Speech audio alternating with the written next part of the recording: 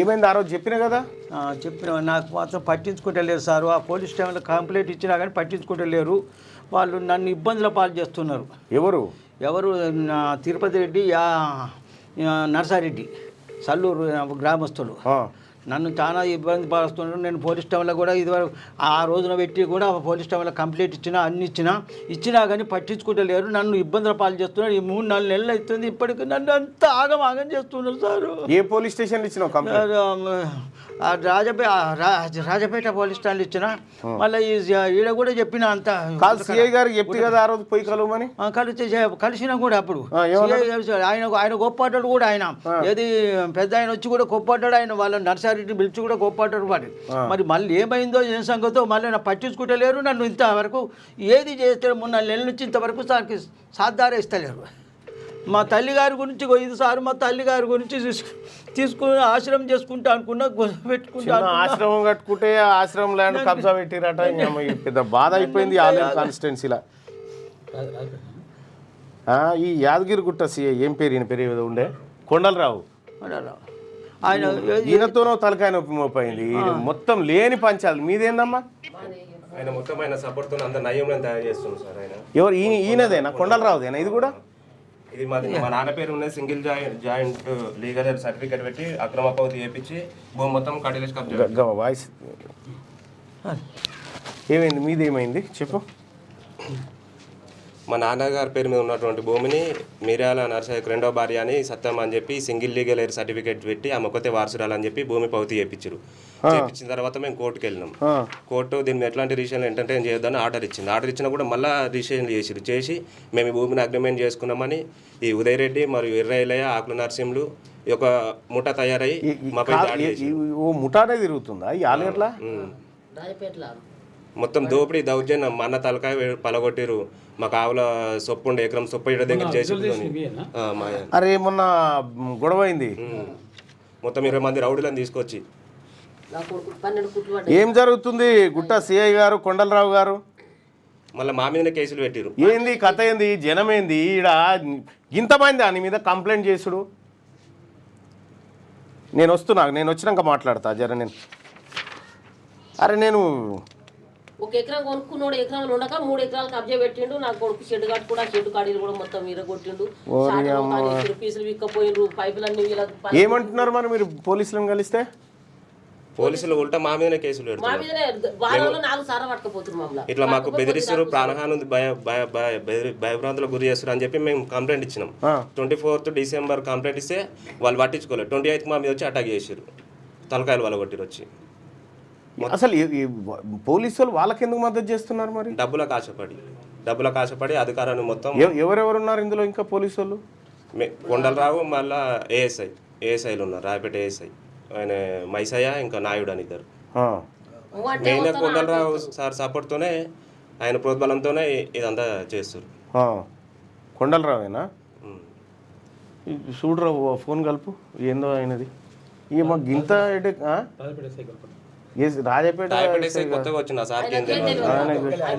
రాజపేటలోకి ఏం తెలియదులే కానీ ఈ పాపం ఈ కొండలరావుతో తలకాయ నొప్పి అయిపోయింది. రోజుకో కంప్లైంట్ ఇడికి. ఇంటికాడ వెహికల్స్ తిరిగి చంపుతామని ఇట్లా చంపుతామని కత్తులతో అసలు ఎవరెవరు ఉన్నారు దాంట్లో? వాళ్ళ హిమ్మత్ ఏంది మరి? వాళ్ళు ఇప్పుడు ఎర్రయ్య మల్లపురం ఎవరైనా ఎమ్మెల్యే గారికి బొమ్మడి అవుతాడు. చుట్టాలవుతారట. ఏల్పల్లి వెంకటపురం, ఉదయరెడ్డి, పిట్టెల ప్రభాకర్, నరసాపురం. వీళ్ళు ముగ్గురు 10-20 మందిని తీసుకొని వస్తారు. అంత 12 గంటలకు అందరు ఇక్కడ వాళ్ళు అక్కడ పళ్ళకు పోయినాక వస్తారు. ఇగో ఈ టార్చర్ పెడుతున్నారు. బిడ్డ నేను బతకలేను, బిడ్డ నాకు 2 కొడుకులు. టార్చర్ భరించలేక మామ సూసైడ్ అటెంప్ట్ చేసింది. ఏం టార్చర్ భరించలేకపోతున్నా వాళ్ళని నేను.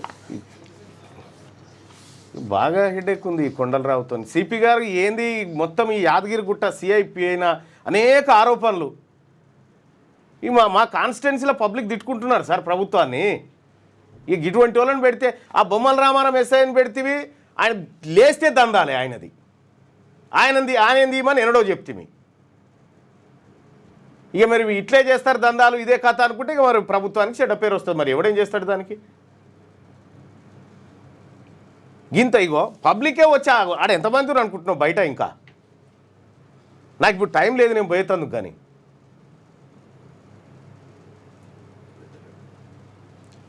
కలెక్టర్ గారికి ఎన్ని దరఖాస్తులు పెట్టినా కూడా దీన్ని ఏం రెస్పాన్స్ ఉంటలేదు. ఎంఆర్ఓ కూడా పెట్టినాం, కలెక్టర్ పెట్టినా కూడా వాళ్ళు మాకు న్యాయం చేస్తలేదు.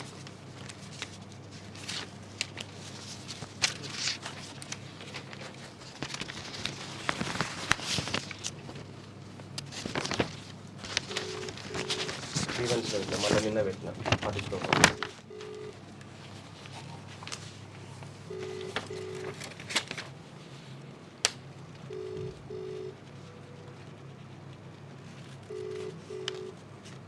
రాజపేట మండలం రఘునాథపురం గ్రామమా, సర్వే నెంబర్ 62E/1/1.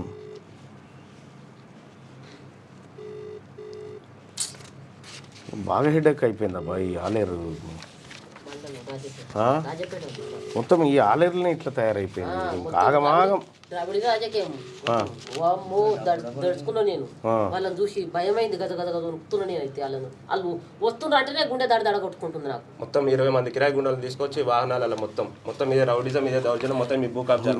నేను కొద్దిగా నాకు ఈ బీసీలు ఉద్యమాల ఇటు నేను అటు తక్కువ దృష్టి పెట్టినా నేను వస్తా, మీరేం భయపడకండి. నిజంగా మీ వైపు న్యాయం ఉంటే ఖచ్చితంగా వద్దమ్మా.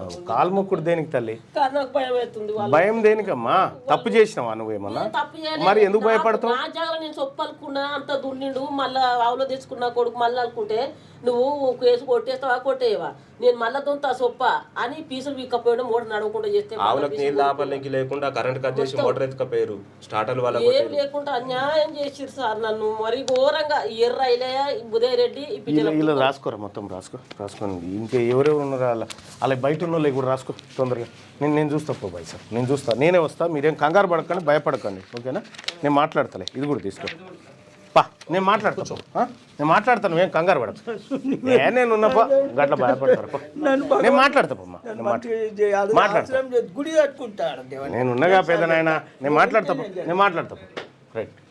ఇట్లా ఈ ఆలేరు కాన్స్టిట్యున్సీలో నేను వాటి బోర్డు లేదు, ఈ ఇటు తిరుగుడు అవుతా ఉంది. మొత్తం ఇవే కథా కార్యక్రమం. రోజుకో 10-15 మంది కాన్స్టిట్యున్సీ నుంచి